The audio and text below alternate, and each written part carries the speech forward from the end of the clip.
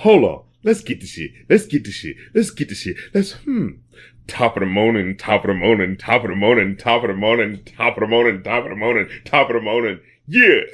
Can I go a little inside baseball here? If you didn't have an intro, that's what I was going to use. As soon as you started, I went, no fucking way.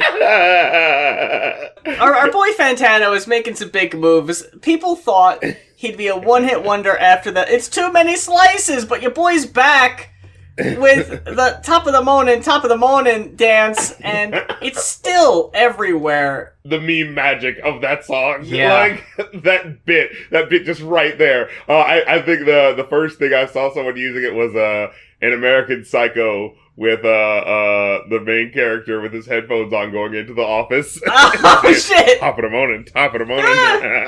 Oh my god. I didn't even see that, but yeah, that fits. Speaking of TikTok, there has been a ad that I wanted to bring to RC's attention, and this might not be news. Yeah, right. I'm about to watch it right now, yeah. Oh, that was the one thing I just wanted to mention about just that lyric part, just the fact that it's like, hold on, let's get it shit. Let's, like, he's genuinely contemplating something. Hold on.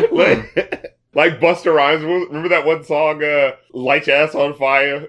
The way your ass sit on the dash, I'm thinking, Oh, yeah! See the police gonna jail you for carrying around that ass like paraphernalia now. You listen. It's subtle, but it's all you need. So Samsung has a new flip phone, and it's like, you open it up and it's like a whole screen like it would a normal smartphone, but you close it and it closes in on itself. It claps shut. If you're familiar with the song Nails, Hair, Hips, Heels, it got the meme treatment, it got the parody treatment for this, but unlike State Farm with their parody song commercials of like classic one-hit wonders talking about insurance, they actually got Todrick to record new lyrics to that song, and now it's flip, fold, snap, clack, and it's all about the phone, you see. Wow. Alright, let me... So, I am not about to shame Todrick for getting a little bit of money, and they really did go all out by writing whole new lyrics to that song and filming a brand new smartphone-centric music video.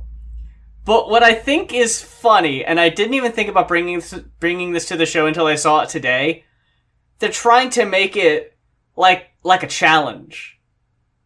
Like, promote our phone by recreating this dance in your own TikTok. And I'm on TikTok, admittedly, way too much, and also, admittedly, on the very queer side of TikTok. I have never seen anyone doing this. Oh, no. And the only time I did, it was a sponsored video from Samsung specifically. So they're trying... They're saying, please do it. They're injecting content creator, like, doing the dance into the timeline in hopes that it'll inspire other people to do it. And that's just not how it works, folks. It's got to be more organic than that. Do you remember another one that I actually thought was pretty good? Do you remember when your boy Kyle recorded a song for a mix-up Sprite at McDonald's? Yeah. That was pretty catchy, too. Like, if you get the right people, like, I think commercial jingles and everything, they get a bad rap for being corny.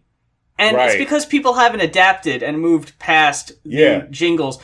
Just do this. Like, this works. You know what I think broke through the Rubicon, as it were, or whatever? It was the McDonald's one with fucking Pusha T. The I'm loving it. The da-da-da-da-da. You know what I mean? Like, it was just so ubiquitous and so, like, god damn it, that's a jingle. Like, yeah. And then it was just like, hey, wait a minute now. Like, there's some artistry to being able to fucking do that, you know? Well, it was like, didn't they say it was like Justin Timberlake made the melody, but like Pusha T actually wrote the lyric or something like that? It's the weirdest collaboration. I think, it was originally Justin Timberlake saying it too, right? Or singing it? Yeah. I think it's funny, in watching so many retro commercials for Riff Break, just watching like 70s, 80s, and 90s commercials, there have been, in my lifetime, so many different catchphrases and slogans for McDonald's, like food, folks, and fun, or It's always the right time for McDonald's. Always. You know, like, there's always something different. It changes, like, every, like, 2 or 3 years, it seemed like. I'm Lovin' It has been around for, like, over 20 years. Yeah. That one has stuck around.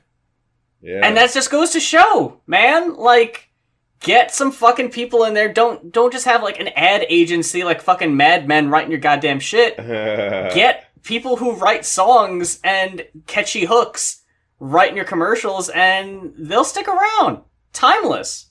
You know what I think is underused? I think Method Man needs to be used for more stuff in general. Like, right? Didn't he have that one? He did a song for the Luke Cage soundtrack. And that was, like, really fun. And then he did one for, like, some sort of Sour Patch Gummy Bears or something like that. Oh, what the fuck? Like, eat 'em up. Yeah.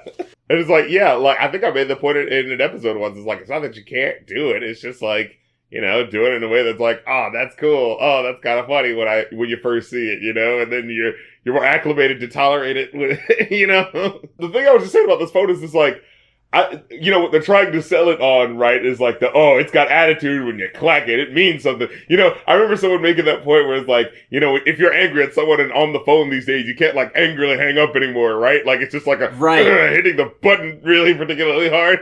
And so it's like, they're trying to bring back some more, like, tactile feeling to it. But it's just like, I just don't know, like, is this really going to go for it? Because I feel like that was a trend of a decade ago, and people definitely dug that. But it's just like, I've already got my phone flat. Why would I want it to be, like, split in the way it can be folded over? Like, what is that? Like, I was trying to get a good look at that and see how good that really looked. I think the back side looked okay, the way, like, they made it like that flip phone where it's like, you know, it doesn't, like, cut your hand, you know, if you're opening up or whatever. Yeah. But, like, the fact that it is, like, with the flip phones in the past, you know, the bottom half was the part you touched and the top half was the screen. But if the whole thing is the screen, like, what are they doing? Like, I was trying to get a better look at, like, what they were doing there, because to have a screen that's folded in the middle, it feels kind of awkward, doesn't it? And back then, cell phones were made a bit more durably than they are now. For sure, right? I don't think you can clack a flip phone very hard and not worry about cracking the screen. Like, yeah, I'd be paranoid every time.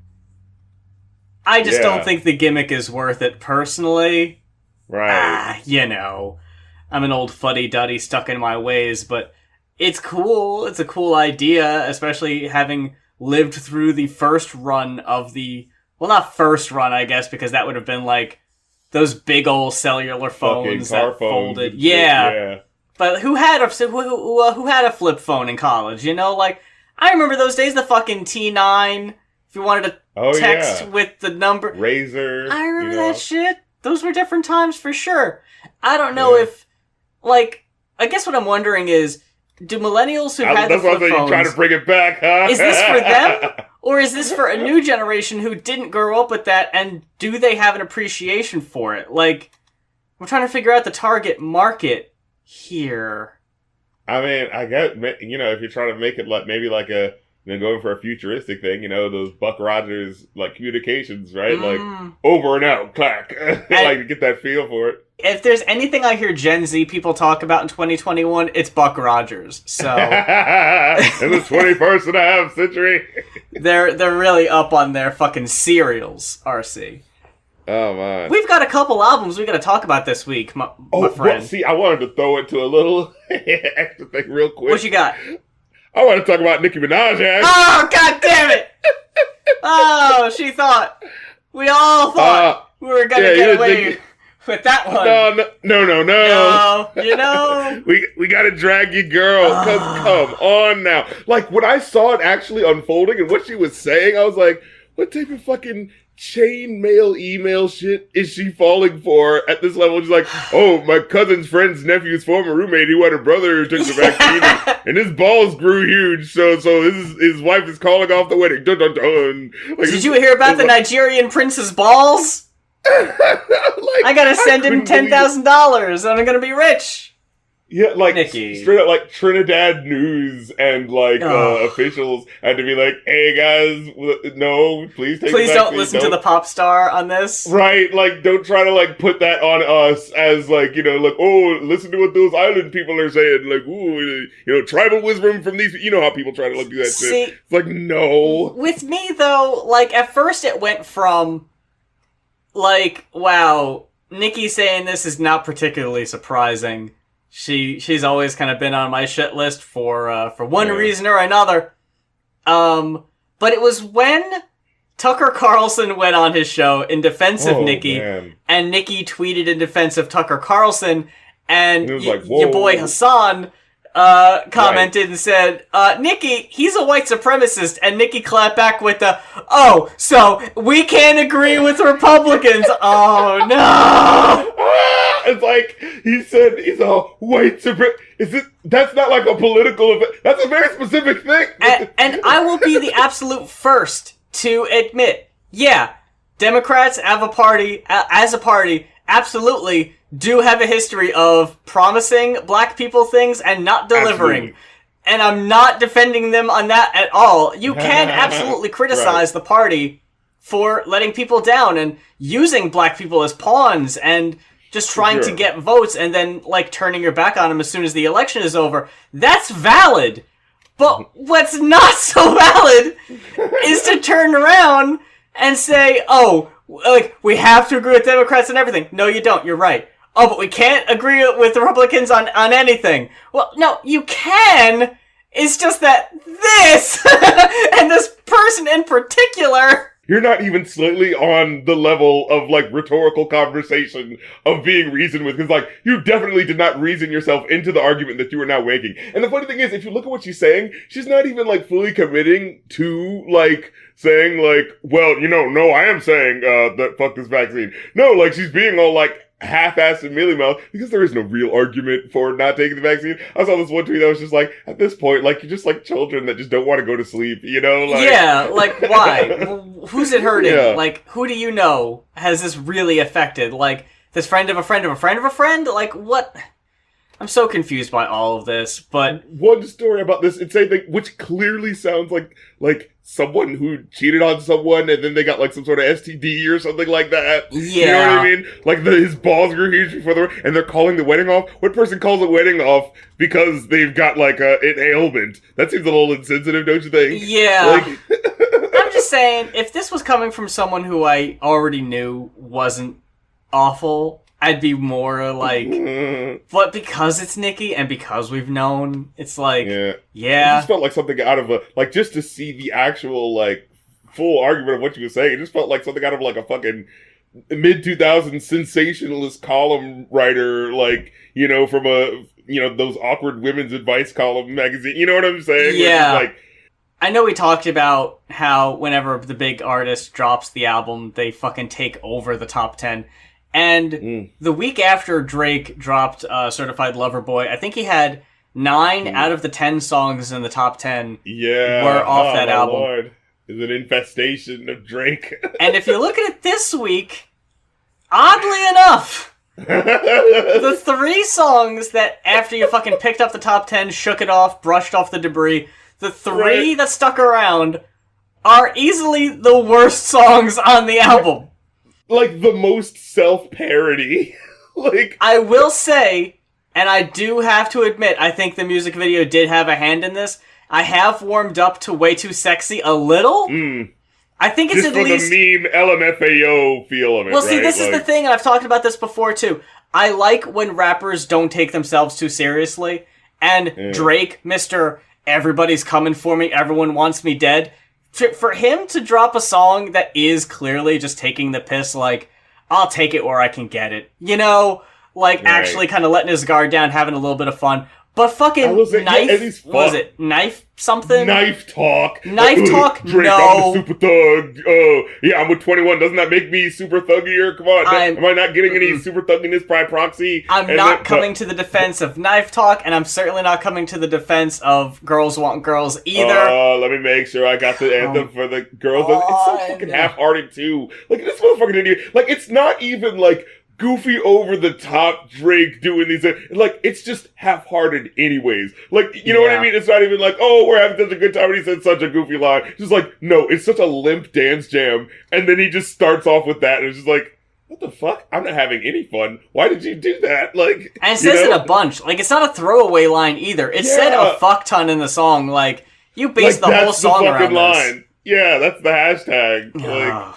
we've got a couple albums here We've got a listener submitted track album that we're going to be talking about, and we've got again another big fuck name in the industry, Lil Nas X, coming on through with the debut full-length album Montero. Brand spanking new. So long awaited. We reviewed 7 back when it came out, and that was just the little teaser EP, and we've made our comments about that. We were kind of lukewarm on it, right? Like, you know. So, needless to say, we've been waiting for it. But that is, that's going to have to wait. That's obviously the main event. We're first going to have to get to Red Sky with, and I'm a little confused on this still. According to YouTube, it says, it's hard to be an Indian. Is that the official name of it? I believe so, because if that's like all of the, if the first song is like the intro and then the rest of the songs are with it, that seems like, like that would be it. Cool. I was a little confused by all that, but with this album here, very short. It's only the 5 tracks, and RC, this never gets easier. Can I just go ahead and say that? Yeah. Can I just preface this by saying that? And I'll also say this, okay? This is my disclaimer. Because I already went through this once with the Black Lives Matter mixtape, okay?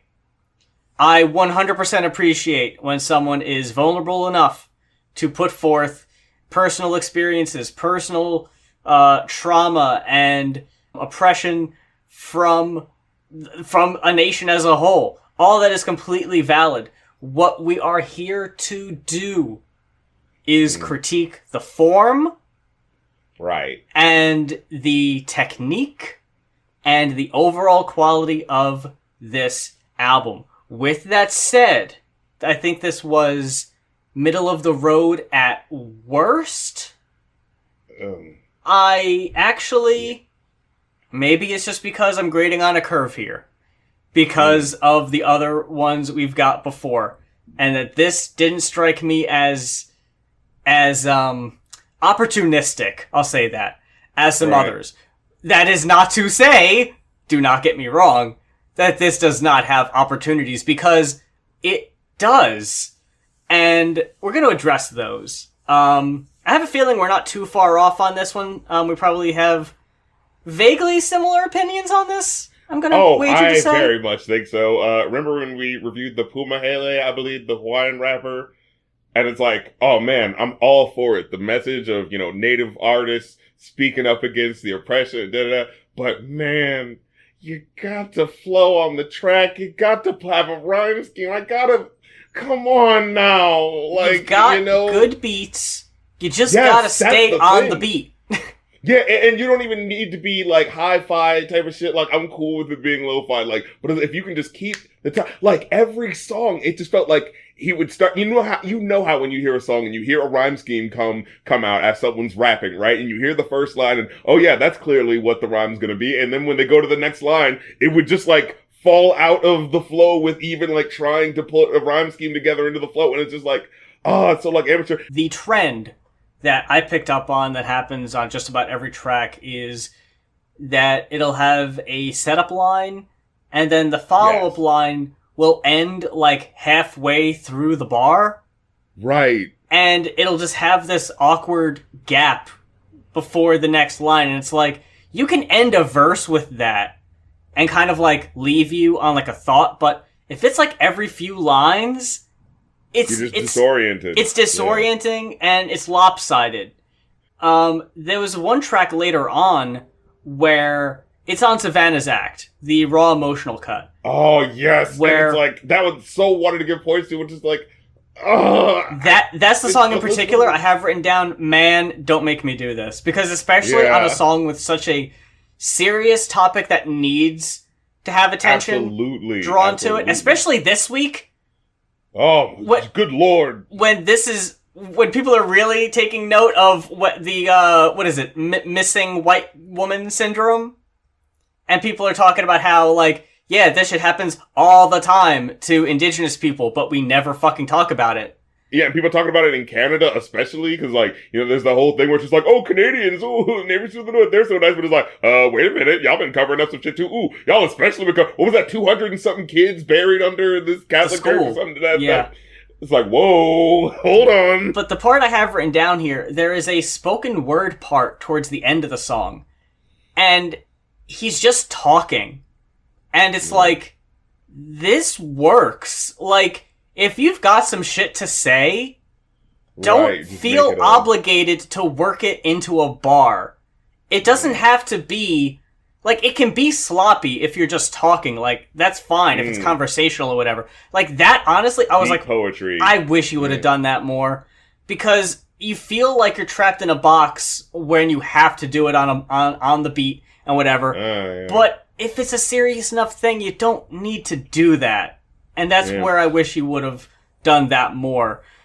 Okay, so there's one track on here, just to give you an example of, like, these bars, like just to hear how, like, stark and, like, awkward it sounds. Like, America's Longest War, he goes, like, America, it's time that we parted. You called my people Indian, we called you our brother. But then he has one good line, it was something where, like, he's like, I don't judge you as an individual, I judge you on your principles. You told me to let it go, it's all in the past, but look at Standing Rock. No, it's not. Like, that kind of, like, what is that? The internal rhyme thing. That kind of worked. But, like, he just didn't work it together enough to make it cohesive, you know what I'm saying?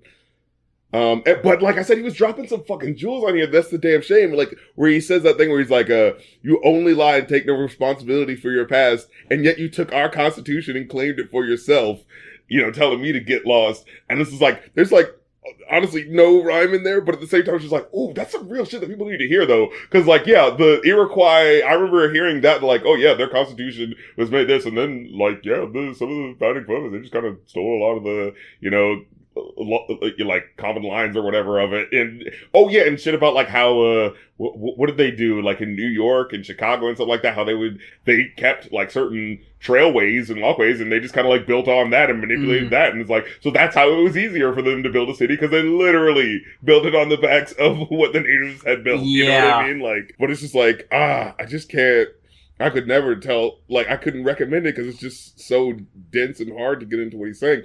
And, like I said, some of the beat work on this is pretty good. I Stand Up, I think, has, like, the best beat work, and maybe his best control of, like, the cadence. And Gotta Let It Go was kind of interesting with sampling the song from Shrek. That was at least, you know, that at least kind of threw me off. I'm like, okay. That to me is what hurt the song. The pitch shifted sample. I wasn't rocking with that, especially because it was so much. See, I like that voice, and I like that. You know what I mean? That style that he was doing, like in the original, you know. So there's also one thing in I Stand Up, and I don't know if you noticed this, but I think it's kind of hard to ignore. It's on the chorus. There's a sound that's supposed to sound like a record scratching, but it almost just sounds like a rubber duck squeaking.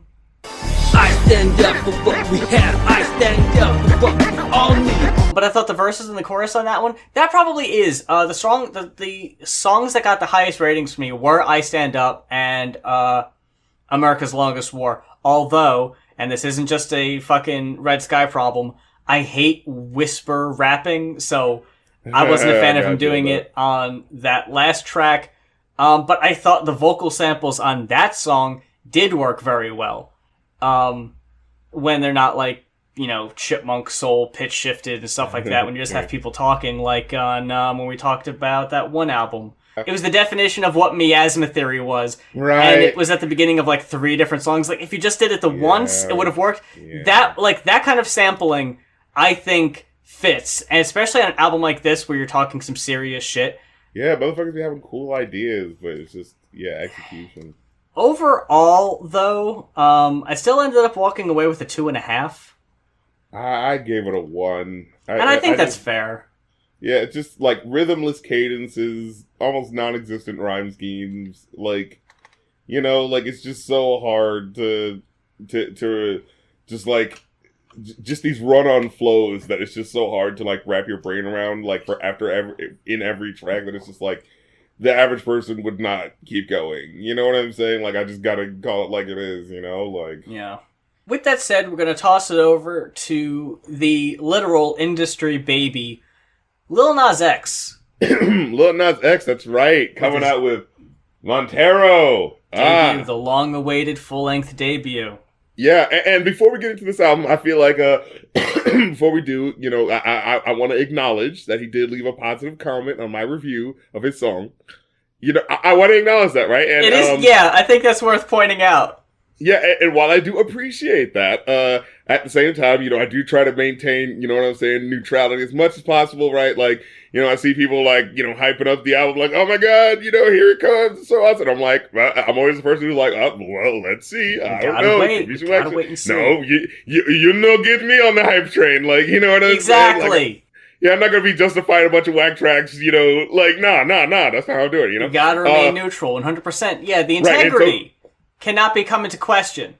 Yeah, so just to maintain that distance, I feel like I have to say, like, I have to say something inflammatory, just to keep him feeling like, slightly too awkward about being buddy. You know what I mean? Like, sure. Like on a person to person level, like I'm not made of stone. I could be a human to someone. You know what I mean? Just talk to you. But when it's game face time and time to talk about music quality, you know what I'm saying? I gotta take this seriously. So just to affirm that difference, you know what I'm saying? Just say that Lil Nas X. I hope when you're coming up with your next song, I hope you get conked in the head by a passing tray or something like that. And you forget how the tune goes, and then like 2 weeks later, someone has like a smash hit that sounds just like the one you were thinking of, but you can't prove it because you didn't 100% remember how it goes. You know what it's like? I hope that shit happens to. Boom! I just hope that curse on you. And see, what's great about that? Like, that's not something big that you could prove, right? But it's just annoying enough of a thing that like no artist would want that. Like I just put that bad juju on you. Like I think that's a bit too harsh. See, but these are the things that we have to do, for the job. You know what I mean? Oh, well, yeah, of course. You have to keep up appearances. Exactly. And I'm gonna say this too. I was I was highly anticipating this album myself, even though going back to when we listened to the 7 EP, we were kind of split on that. Split on the. Some of the deeper cuts not exactly hitting as hard as you'd like, but I said in that review, because I just listened to it last night, that for a debut EP from someone who we at that point had no idea if they were going to even be a thing past Old Town Road, if it was going to be a one-hit wonder or not, that was a pretty decent showing, and it had a couple other tracks on there that ended up being fairly big. I know... when we first reviewed it, Panini was still relatively new. That took off, not nearly as big, but I still think the joint with Cardi B should have been bigger. The rodeo. Yeah, I love that. Yeah, that's not fair. That definitely should have been bigger.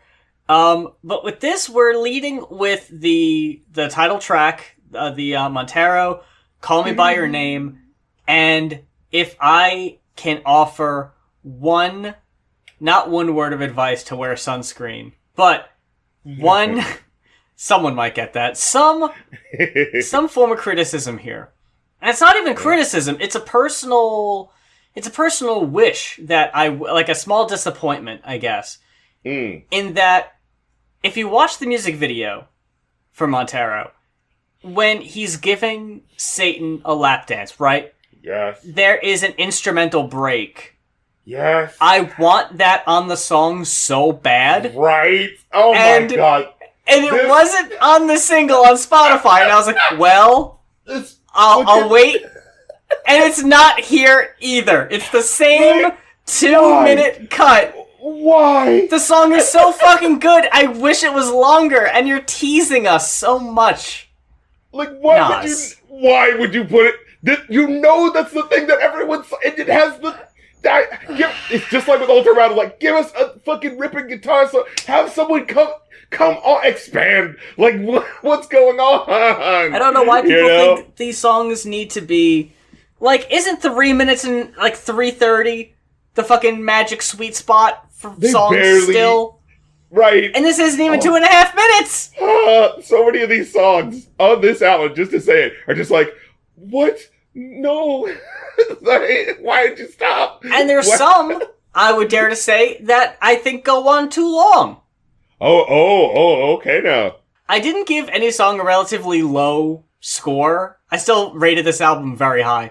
But this second half was not hitting me as hard as the first. I'm going to go ahead and say that.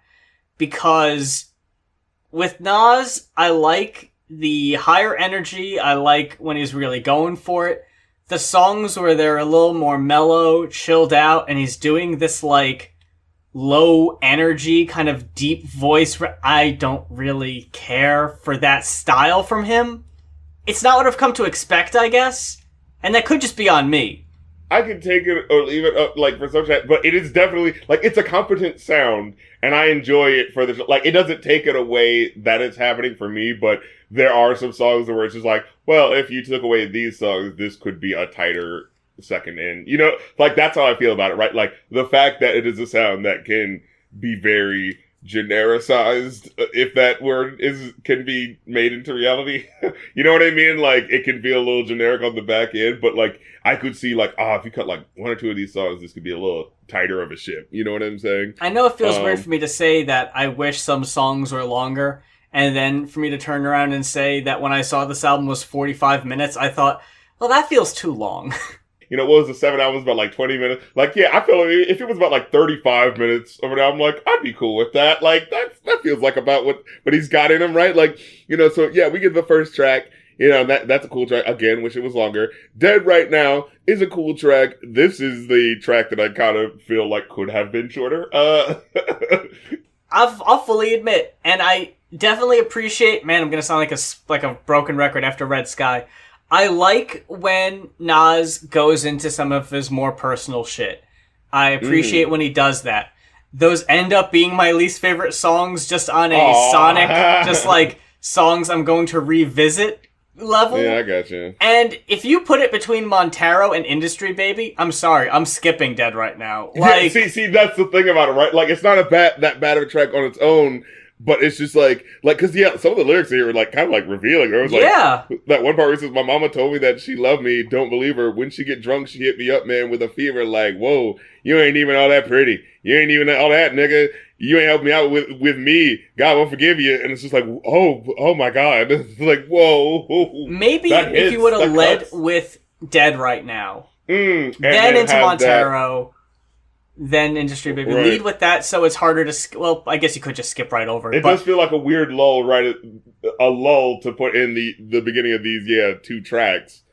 Especially because that's what I want, is another serious highlight for me on this album. And Dead Right Now is just kind of sitting there.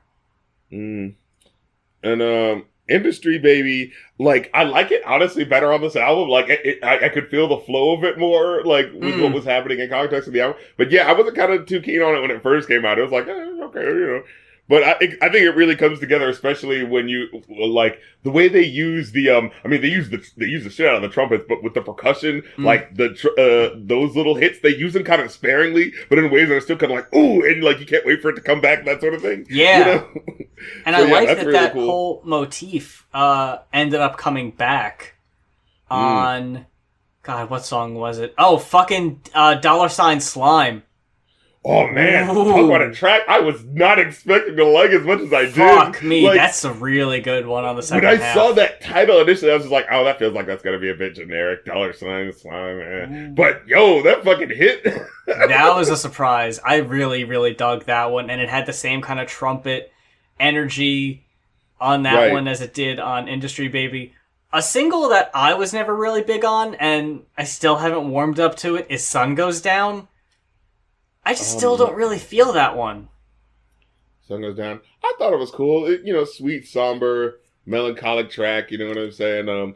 Again, like, I appreciate that he is so revealing on this album of his emotions, right? Like, and in this way that I feel like, like, we just reviewed two other fucking veterans of the game, right? Like Kanye and fucking Drake, right?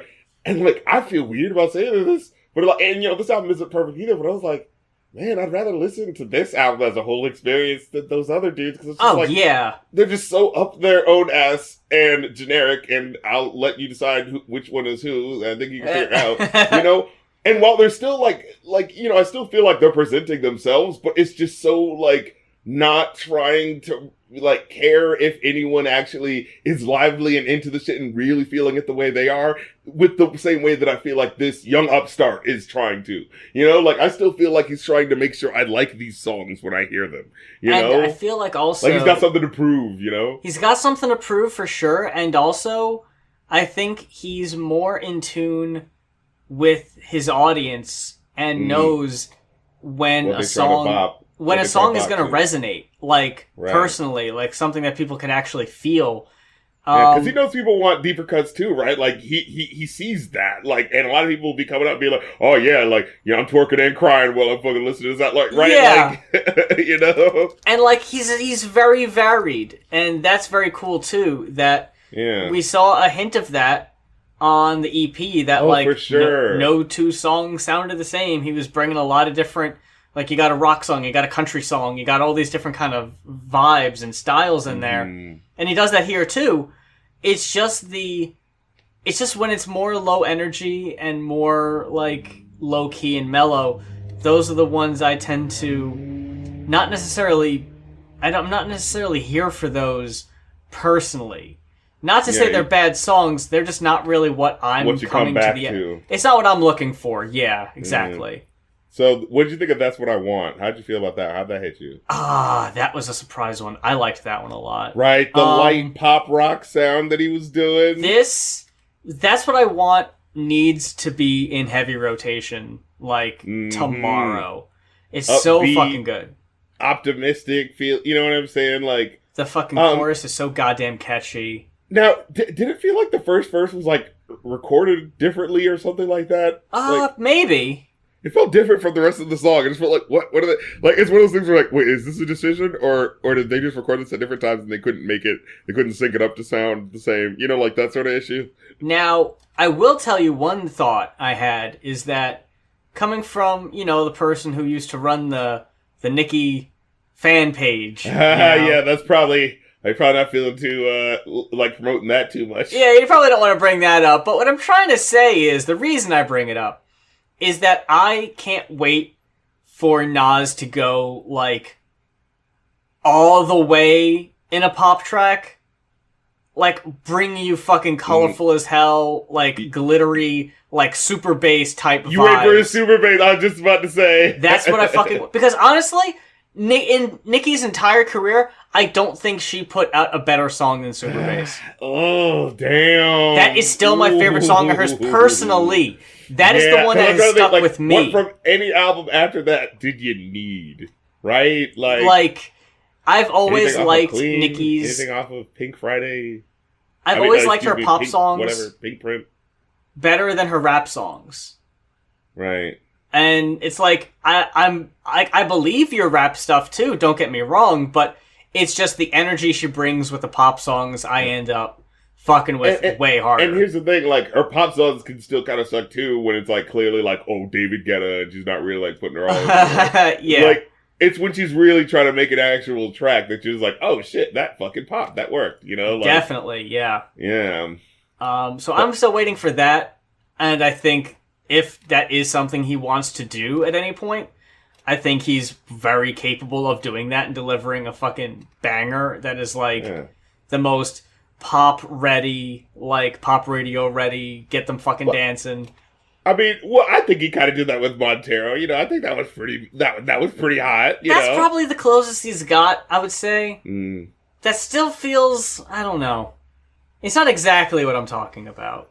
Don't feel definitive enough for you. Are you telling me you're saying to him, I like this, I don't like that? Look, it's hard to review this album and not feel like that song is like a personal attack. It's like, okay, look, you know what we're doing. You know he is so that fucking fourth wall breaking, so you know he's trying to get ahead. Did you fucking see? He posted a TikTok the day the album came out where he was just like walking through his house, and I forget what the audio was, but it was something just like, I don't care. I don't even fucking care. I don't care. And the caption was like, me completely ignoring what Anthony Fantano rates my new album. Like, I don't care. I don't fucking care. You know, honestly, you shouldn't, like, no, it's like, funny that he takes the time to acknowledge it, but... Yeah. But you as an individual, like, as, you know, I mean, if you were the type of person, like, you know, we should all be like, you know, sharpening swords and trying to get, you know, sharpening it up. But for your own, like, mental health, like, no, you don't have to hear people being critical and talking shit about you. You don't need to, you know, like. Now, what did you think about the song with Doja Cat? Scoop. Scoop. I didn't enjoy it. It was kind of mid for me. Yeah. Which, like, it wasn't bad. It was just kind of like, this is a song. And I just don't like when people do there's that specific, like, way of saying scoop that on the auto-tune just makes it sound worse. And I feel like I've heard people do that. Scoop! Like, you know, when they do like skirt, but they're doing it in a very scoop type of way. It just sounds so awkward in the auto-tune. You know, when I hear it, it's just like, scoop! It just feels so awkward. There was another TikTok that I saw this morning where he revealed, and I don't know if this is true, I'll go ahead and believe him, that he sampled a computer error sound to, like, make the beat on that. I can see that. And that's, like, a cool little, like, to know that kind of like, oh, cool, yeah, that, you know, makes me appreciate the production more. Right.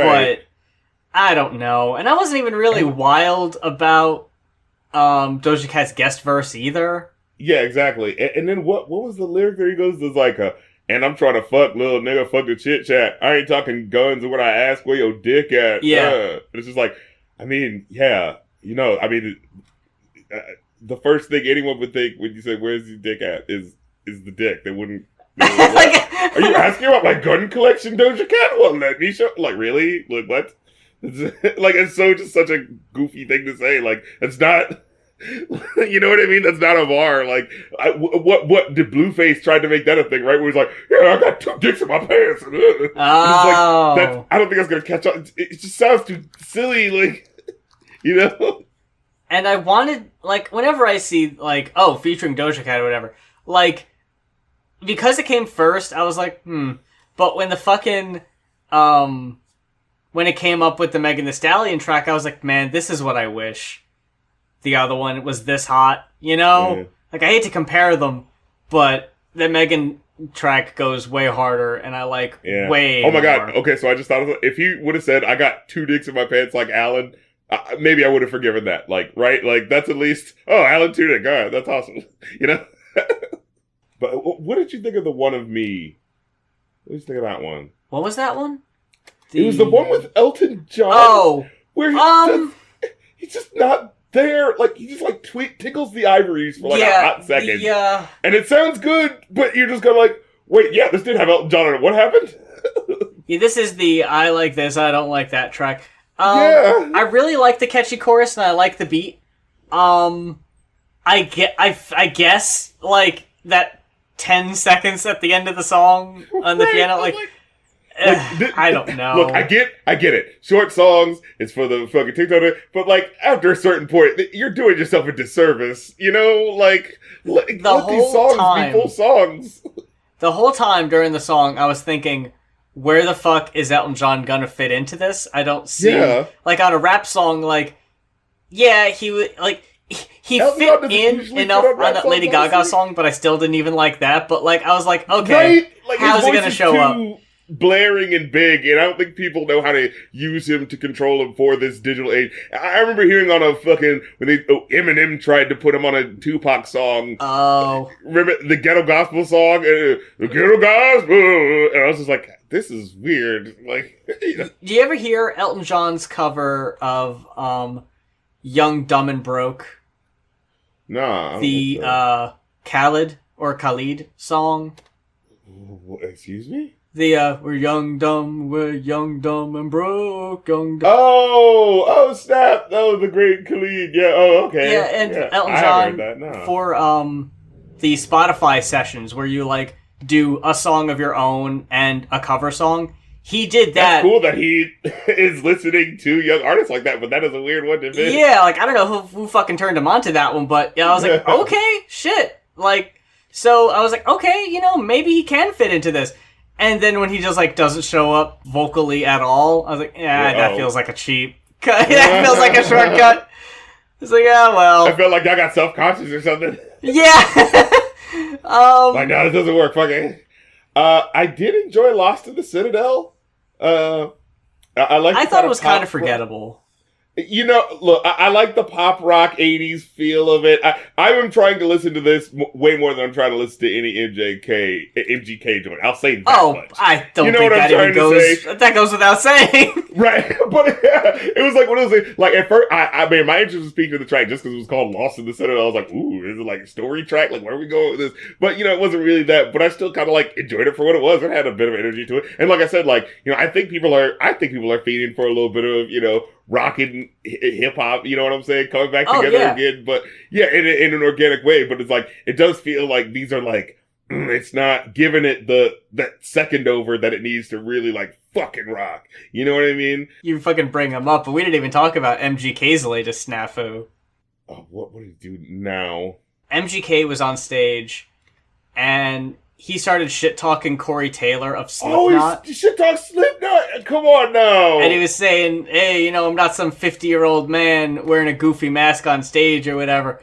And apparently, the beef... MGK, suck these nuts! it apparently comes from something where MGK reached out to Corey Taylor to be on a song, and he declined, and now MGK is all offended, and he's trying to take it out on him. Fuck, man? You be a professional, man. Like, if they don't want to record... okay. Like, take it on the chin. Like, they're fucking legends. Who the fuck are you? Now, if I was MGK, though... I would be at least a little offended that I put the fucking feelers out and Corey Taylor was like, nah, I'm just not feeling that MGK thing. And then I turn around and see that you're on Nostalgia Critic's fucking The Wall album. My feelings would be a little hurt. I'm not gonna lie. I think we're seeing the hierarchy there then. Oh no! Why is it Travis Barker providing drums on fucking Nostalgia Critic reviews? Oh no! That's the next step in the evolution. Travis Barker. That's the next step in the evolution. He's the next fucking pop punk star. But besides all that, let me see. What haven't we talked about? Void! Void I really enjoyed. I liked that you one. Like that rhyme scheme I had there? Oh my lord. With the fucking...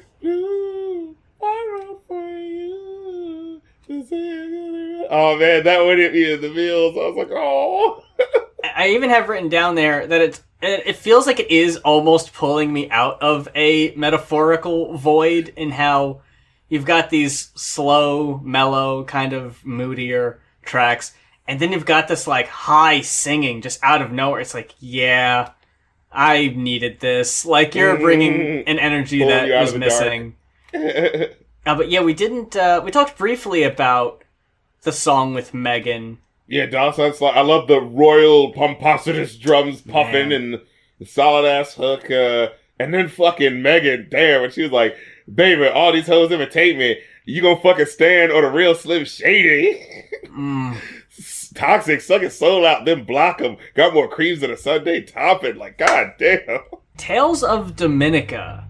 That was a bit of a mid track. I thought so too. I really liked the instrumental, but right, I like the dramatic strings, but that was one of the tracks that kind of felt like there should have been one more verse or something on here. Like, yeah. Don't Want It. Oh, that was the one where he was going back and forth between the like low singing and the high singing.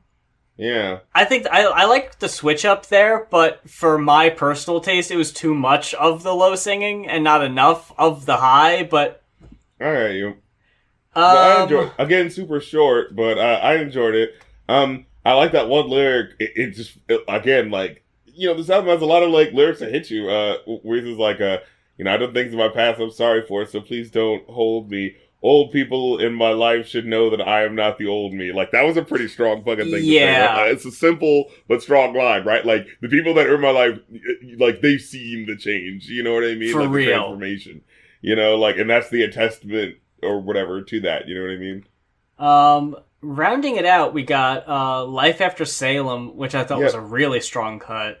Yeah, it sounds a bit like the music that you hear on like a trailer for some dark grim remake of something, or like the finale of like a Game of Thrones TV show or something, or that Riverdale show. It's got that sort of feel to it. Like tonight I'm gonna set it all ablaze. Like we haven't talked about this, but what you want from me? Yeah. What? There's a disturbing trend, and it's disturbing only in the fact that it's just a thing that I don't like. But have you noticed in the movie trailers for usually action movies, they get a remake of an old song to be, and it's always like it's the what started the trend? Everybody wants to rule the like the really.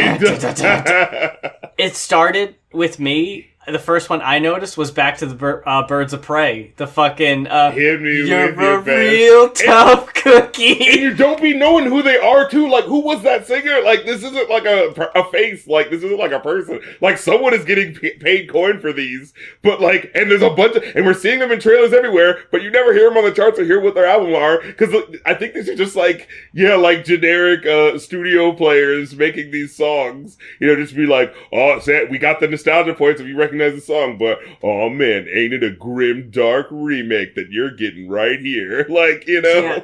Like, there aren't grim dark songs you could just use as is.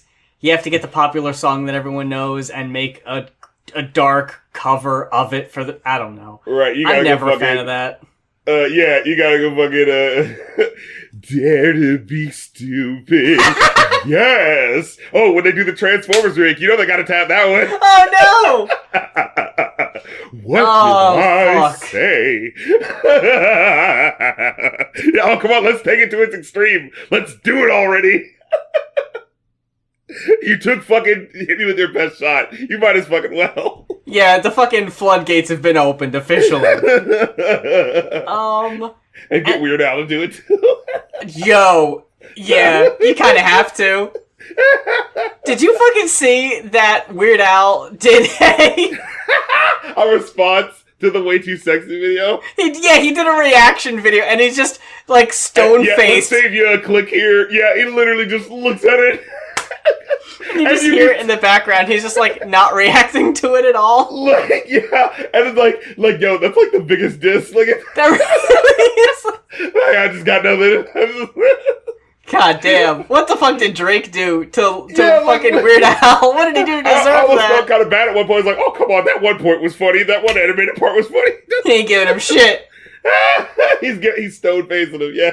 Fucking sandbagged the whole goddamn thing. No sold it. Hey. And to round it out, we got the surprising Miley Cyrus feature. Oh man, in for the redemption win. Yeah, shit.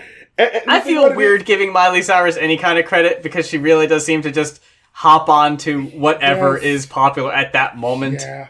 But, like, I think she did an alright job here. Yeah, right. It's about what we can get from it. At the end of the day, whatever. The thing about it is, like, Miley Cyrus does have a really good, deep, rich voice that when she taps into and gets in, like, a slow song, it's like, oh, yeah, I can appreciate the textures and colors of her voice. You know what I'm saying?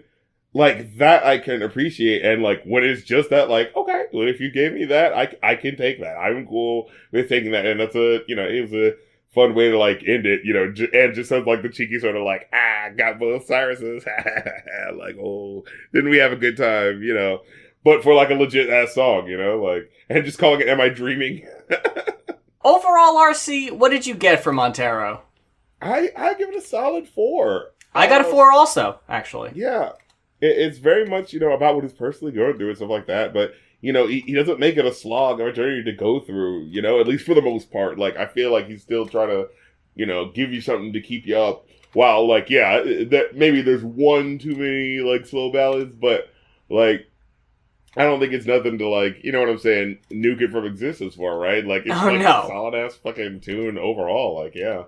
But with all that said, we're about to wrap up this week's episode of Going Off, and we give you a big thanks for spending your time with us and hanging out and sending in your album requests. If you can, like, rate us the 5 stars and give us a good review and all that fun, sexy stuff. Because, like I remember hearing this first and just being like, I listen to podcasts a lot, but I was just thinking, like, oh, that's just what the big pro professionals do. But I'm like, No, but like everybody is like saying is like, I think this is really just like these are the rules of engagement, and like you should probably save that if you want people to remember it. You know what I mean? Like we got individual Patreons and Ko-Fis. We got a joint Ko-Fi. That's how you can request albums. Yeah. That is ko-fi.com/goinoff. That's GOINOFF. The Riffcoms page has its own personal fan house that works like a Patreon, but it's slightly different. It's just another way to help support us financially. RC's got the Twitch page a-rockin'.